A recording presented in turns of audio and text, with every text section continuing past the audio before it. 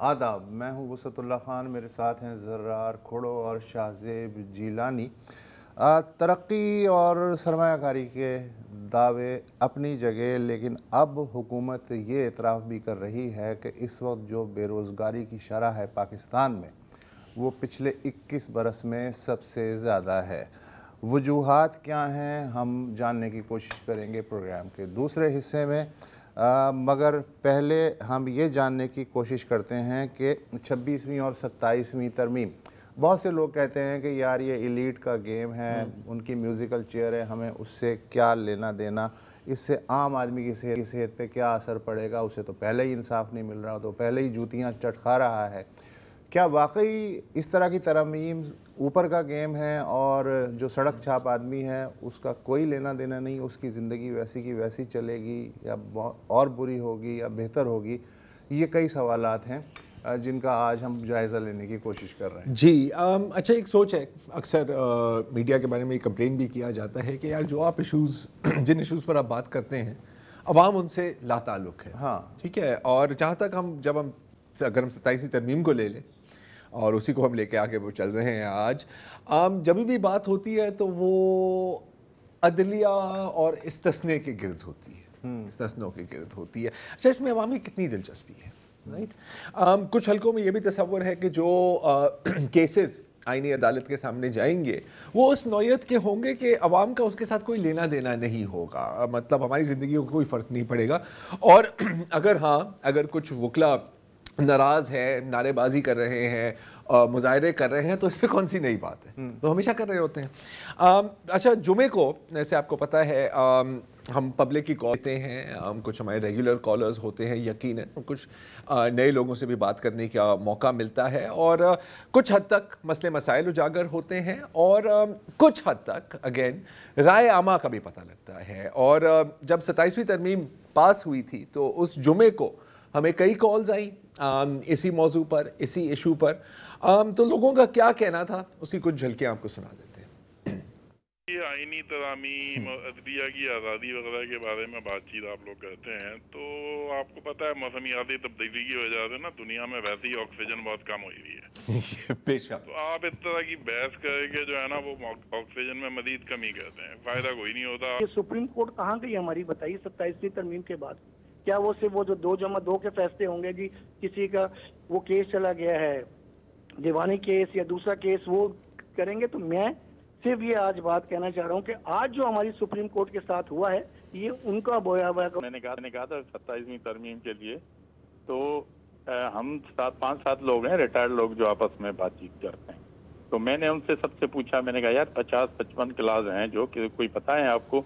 तो यकीन करें हर एक आदमी लाताल्लुक़ है 27वीं या 28वीं तरमीम से, क्योंकि ये जितनी भी तरामीम हुई है उसमें आम आदमी के लिए तो कुछ भी नहीं है ना, अवाम के लिए इसमें कुछ नहीं है। अच्छा, इत्तेफाक की बात है कि इस शो के बाद मैं एक दावत पे गया, वहाँ पर भी लोग इस पे सवाल कर रहे थे और जो जनरल वहाँ पे कंसेंसस था वो था कि यार ये अदलिया डिज़र्व करती है, ठीक है, इनकी जो हरकतें रही हैं ये एक मुद्दा है, और दूसरा सानू की, ठीक है, ये ओवरऑल है। अच्छा, मैं हरगिज़ नहीं कह रहा कि पूरी आवाम की ये राय है, ये एक बड़े लिमिटेड किस्म का सैंपल है, लेकिन यकीनन ये एक राय है। तो आज हमने दावत दी lawyer, media personality, analyst Reema Umar साहिबा को। Reema, thank you so much for joining us. और रीमा, ये आपने भी सारी बातें सुनी, आपने कुछ जो आवाम की राय है लिमिटेड, आप भी लोगों से मिलती जुलती हैं यकीनन, और हम जानते हैं कि यार मीडिया कम्युनिटी में इस पर बड़ी डिस्कशन होती है, वकला बरादरी में इस पर बड़ी डिस्कशन होती है, रिटायर्ड जज साहिबान, कुछ सियासी हल्कों में भी बंद कमरों में इस पर डिबेट होती है। लेकिन ओवरऑल ये जो एक बज़ाहिर एक सेंटिमेंट है कि अवाम को 27वीं तरमीम से ना कोई फ़ायदा या किसी भी तरमीम से या उनका कोई नुकसान होगा।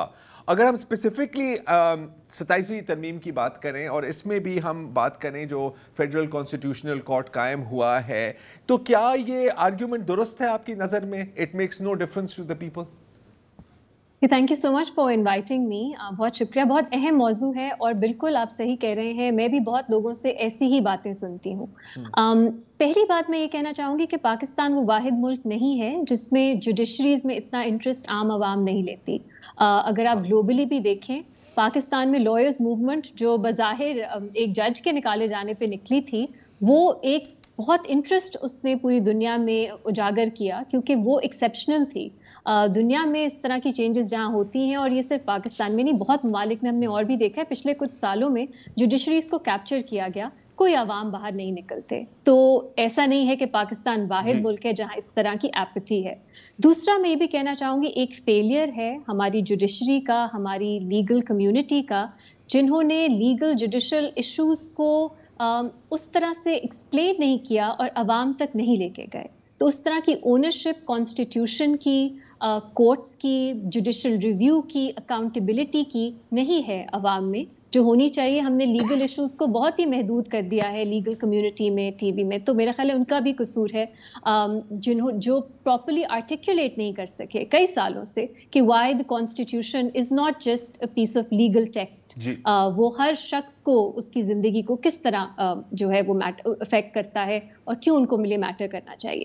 اب میرے اس پہ کچھ رائے ہے. میرا خیال ہے یہ درست نہیں ہے کہ یہ صرف کچھ ججز کی آپس کی لڑائی ہے، یا یہ بالکل ہی اتنا دور ہے ہم سے کہ عام شخص کو، آدمی یا عورت کو نہیں افیکٹ کرتا. میرا خیال ہے کرتا ہے. پہلی بات تو میں یہ کہنا چاہوں گی، پیورلی آپ معاملات چھوڑ دیں جوڈیشل، ایگزیکٹو، ٹسل، اکاؤنٹیبلٹی کے، پیورلی آپ ٹیکس پیئرز منی کے پرسپیکٹو سے دیکھیں کہ آپ جو ٹیکسز دیتے ہیں وہ کس طرح استعمال ہوتے ہیں. اب ایک نیا کورٹ بنا ہے، فیڈرل کانسٹیٹیوشنل کورٹ، اس میں 7 نئے ججز ہیں. کچھ پچھلے سال ترمیم کر کے سپریم کورٹ کے ججز کو 17 سے بڑھا کے ڈبل کر کے 34 کر دیا گیا تھا. ابھی اپوائنٹمنٹ سب کی ہوئی نہیں ہیں، لیکن 34 کیپیسٹی ہے سپریم کورٹ کی.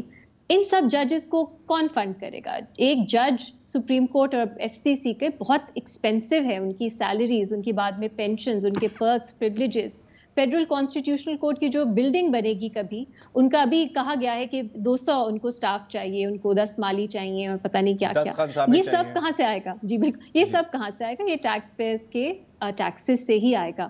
تو اگر اس کا مقصد عوام کے ویلفیئر کے لیے نہیں ہے، یا ہمیں مزید سہولت ہمیں دینے کے لیے نہیں ہے، انصاف کے لیے نہیں ہے، اور یہ تو نظر آتا ہے کہ یہ ان سب وجوہات کے لیے نہیں بنائی گئی فیڈرل کانسٹیٹیوشن کورٹ، یا یہ ترامیم اس لیے نہیں کی گئی، تو یہ کیوں عوام اس خرچے کو برداشت کرے؟ ایک ایسی عوام جہاں آپ نے بھی بات کی ان امپلائمنٹ بڑھ رہی ہے، جہاں پاورٹی کی جو نمبرز ہیں وہ بڑھ رہے ہیں، جس طرح کی ہماری سچویشن ہے، ہمیں تو کاسٹ کٹنگ کی طرف جانا ہے. ہم کیوں ایک نئی عدالت بنا رہے ہیں؟ بھارت میں اس پہ تفصیل سے ڈسکشنز ہوئی. انہوں نے فیڈرل کانسٹیٹیوشنل کورٹ بنانے کے حق میں فیصلہ نہیں کیا، کیونکہ یہ کہا گیا یہ بہت ایکسپینسو ہوگا، بہت پرابلمٹک ہوگا.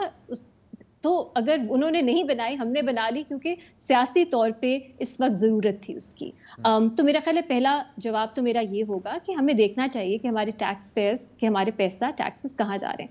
دوسری چیز یہ ہوگی کہ دیکھیں، سب سے پہلے اگر کوئی چینج آ رہا ہے اتنی فنڈامنٹل نوعیت کا، تو ذمہ داری بنتی ہے حکومت پہ کہ وہ ہمیں بتائے کہ وہ چینج بہتر ہے یا سچویشن ویسی رہے گی.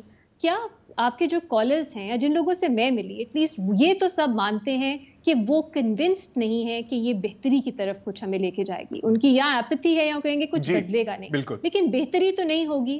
تو یہ جو سب پورا ایک پروسیس شروع ہوا ہے، اس میں بہتری حکومت نہیں پروو کر سکی یا دکھا سکی، جو ان پہ ڈیوٹی ہے کہ یہ بہتری کی طرف ہمیں کیسے لے کے جائے گا. تیسرا، آج ایک بہت اہم ایڈیشنل نوٹ سامنے آیا جو آئی ایم شیور آپ لوگوں نے بھی پڑھا ہوگا، جس میں ایک جسٹس بالکل وہ فیڈرل کانسٹیٹیوشنل کورٹ میں اپوائنٹ ہوئے ہیں. اب فیڈرل کانسٹیٹیوشنل کا جو پہلا بیچ ہے ججز کا، وہ پرائم منسٹر نے in consultation with the chief justice of the federal constitutional court, جو جسٹس امین الدین ہیں، ان کے ساتھ لگائے ہیں.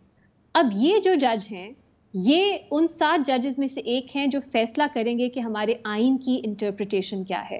ہمارے آئین میں ہی ہے نان ڈسکریمنیشن کا جو کلاز ہے، فنڈامنٹل رائٹس ہمارے آئین میں ہی دی گئی ہیں. اب یہ وہ جج ہیں، ان کی آپ ورلڈ ویو ان کا دیکھیں، ان کی سوچ دیکھیں خواتین کے بارے میں، اس طرح کے جو جینڈر بیسڈ وائلنس ہے اس کے بارے میں کیا ہے.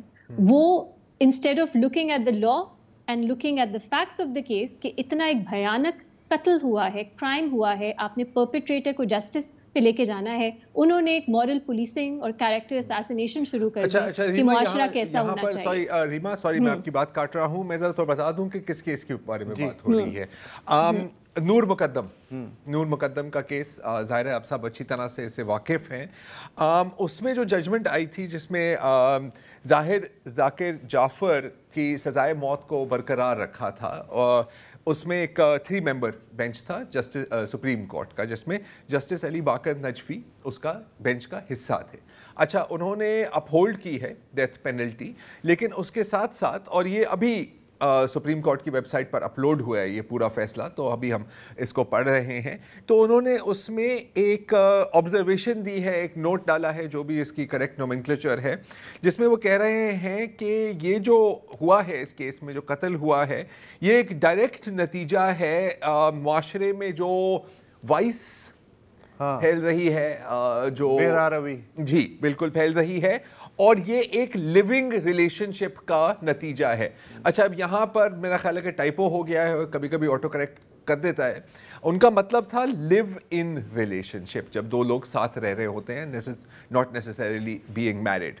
تو بالکل کیس مرڈر کا ہے, اور اگین انہوں نے جج سینٹنس کو اپ ہولڈ کیا ہے, لیکن اس میں آپ دیکھ رہے ہیں کہ تھوڑی سی اس میں موریلٹی بھی شامل کی گئی ہے. تھوڑی سی نہیں, ذرا ٹھیک ٹھاک, میں انڈرسٹیٹ کرتا ہوں چیزوں کو. اور یہ بہت ایک پرابلمٹک چیز ہے, کیونکہ ہم نے دیکھا ہے دیگر جو ہمارے اور ججز ہیں سپریم کورٹ کے, جسٹس عائشہ ملک آپ لے لیں, اب تو انہوں نے ریزائن کر دیا, جسٹس منصور علی شاہ دیکھ لیں, جسٹس اطہر منیلا دیکھ لیں, ان کی پوری جورسپروڈنس ہے کہ اس طرح کے خاتون کے کیریکٹر پہ یا اس طرح کی چیزوں پہ جو ریلیٹ نہیں کرتی فیکٹ سے یا لا سے, اس کو آپ کو نہیں لانا چاہیے ایسے کیسز میں, کیونکہ یہ ایک بہت ڈس سروس ہے ایکسیس ٹو جسٹس پہ خواتین کے لیے جو ہے. اب آپ خود دیکھ لیں, اور بھی کیسز ہوتے ہیں جس میں آپ کا ہسبینڈ جو ہے وہ بیوی کا قتل کر دیتا ہے, اس میں کیا ہم نے سنا ہے کہ پھر شادی نہیں کرنی چاہیے کیونکہ اس طرح کے واقعات ہو جاتے ہیں, اس طرح کے جرائم ہو جاتے ہیں. تو یہ بالکل ایک ارریلیونٹ چیز تھی, ایک پائٹی کو جوڑ دیا گیا ہے, اور ایک طرح سے لیکچر ہے جو ججز کو بہت شوق ہوتا ہے دینے کا. اور آپ کو ورلڈ ویو میں بتانے کی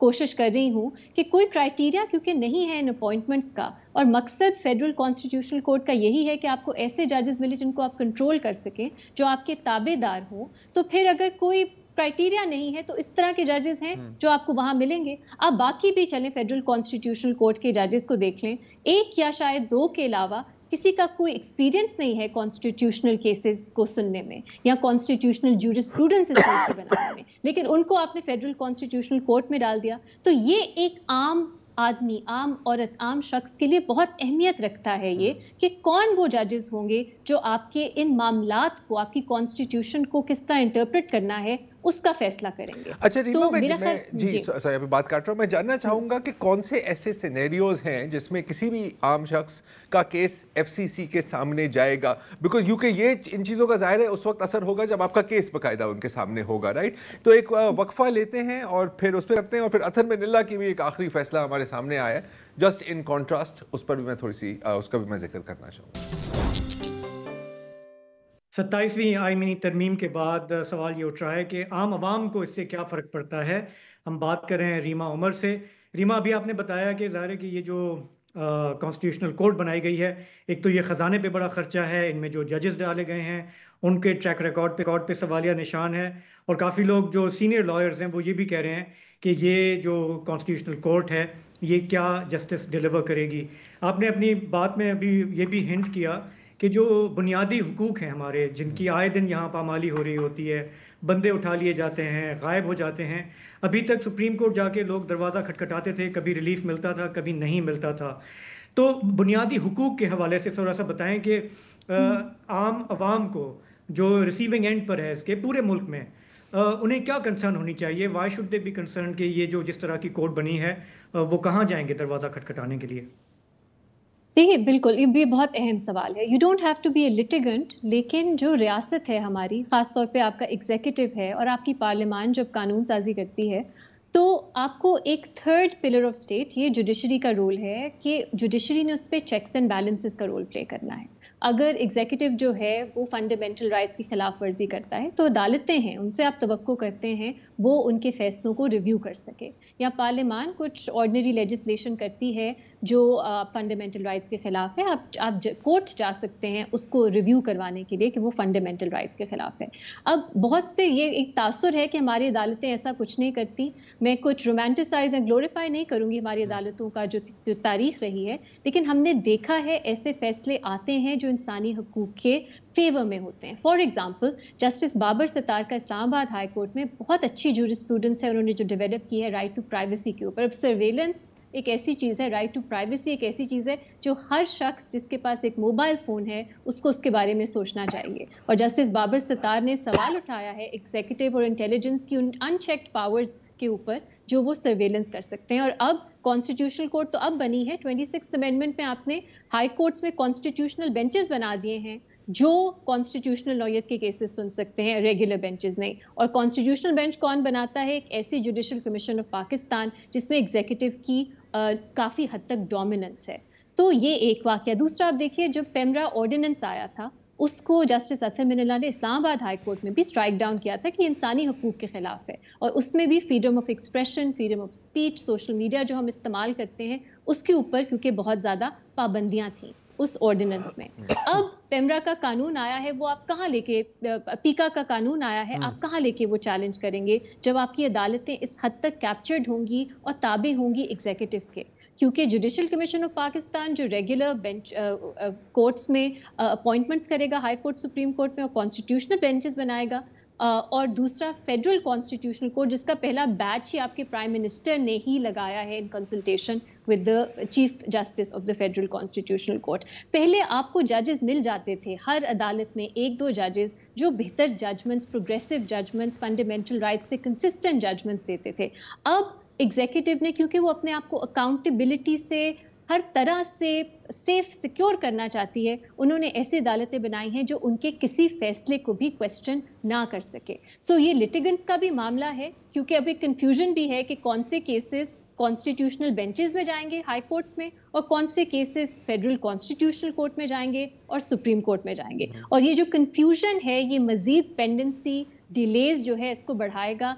یہ ہم پہلے بھی دیکھ رہے تھے 26 امینڈمنٹ کے بعد بھی ہائی کورٹس میں، اور اب یہ federal constitutional court versus supreme court بھی ایک ٹسل رہے گی. تو پینڈنسی اور ڈیلیز میں تو بہتری نہیں آئے گی. اور یہ کنفیوژن کو کلیئر کرنے میں بھی ابھی کافی ٹائم لگے گا اگر کبھی کلیئر ہوگی. اچھا ریما، اب دیکھیں جج صاحبان جو فیڈرل کانسٹیٹیوشنل کورٹ کے جج صاحبان ہیں ان کے جو ذاتی رائے ہیں وہ کتنے پروگریسو ہیں کتنے نہیں ہیں اس سے قطع نظر کیا یہ کہنا درست ہوگا کہ فرض کرے کہ آپ کا ایز اے شہری کہیں نہ کہیں ریاست کے خلاف آپ کی کوئی لٹیگیشن شروع ہو جاتی ہے کسی بھی ریاستی ادارے کے خلاف یا جو بھی، اور یہ بات فیڈرل کانسٹیٹیوشنل کورٹ میں جاتی ہے تو پھر کم ہی چانسز ہیں کہ آپ کو کوئی ریلیف ملے، کیونکہ جس طرح چیزوں کو ڈیزائن کیا گیا ہے، جس طرح کورٹ کی کمپوزیشن بنائی گئی ہے. ایک یہ سوال ہے، اور دوسرا یہ سوال ہے کہ اکثر ہم دیکھتے ہیں، اگین آئی تھنک کہ یہ ایک ایسی ایشو ہے جو لوگوں کے ساتھ بھی ریلیٹ کرتا ہے، کہ کسی کو اٹھا لیا یا کسی کو ان لافلی امپریزن کر دیا یا کوئی جیل میں ہے، آپ اس کو جو لیگل کانسٹیٹیوشنل رائٹ ہے وزیٹیشنز کا آپ نہیں دے رہے، جیسے ہاں آج کل ہو رہا ہے. تو ایک وقت پہ ہوتا تھا کہ یار چلیں ہم کسی کورٹ میں چلے جائیں گے، اگر کوئی اطہر من اللہ صاحب جیسے جسٹس وہاں بیٹھے ہوئے ہیں وہ ہمیں شاید ریلیف دے. اب کتنے چانسز ہوں گے کہ اس قسم کی ریلیف کسی کو بھی ملے گی، اس بات سے قطع نظر کہ وہ کوئی صحافی ہے، وہ کوئی ایکٹیوسٹ ہے، وہ کوئی وکیل ہے، عام شہری ہے وہ؟ جی بالکل. دیکھیے ایگزیکٹو اوور ریچ جو ہوتی ہے یا ایگزیکٹو کے جو فیصلے ہوتے ہیں وہ صرف آپ کو اس اوور آل ملک کی پالیٹکس سے جڑے نہیں ہوتے، وہ ایک عام انسان سے بھی جڑے ہوتے ہیں. دیکھیں نو فلائی لسٹ جو ہیں ہمارے ملک میں اتنی زیادہ جو آپ کو روک دیتے ہیں ایئرپورٹ میں کہ آپ نہیں جا سکتے ملک سے باہر کیونکہ کوئی لسٹ ہے جس پہ آپ کا نام ہے.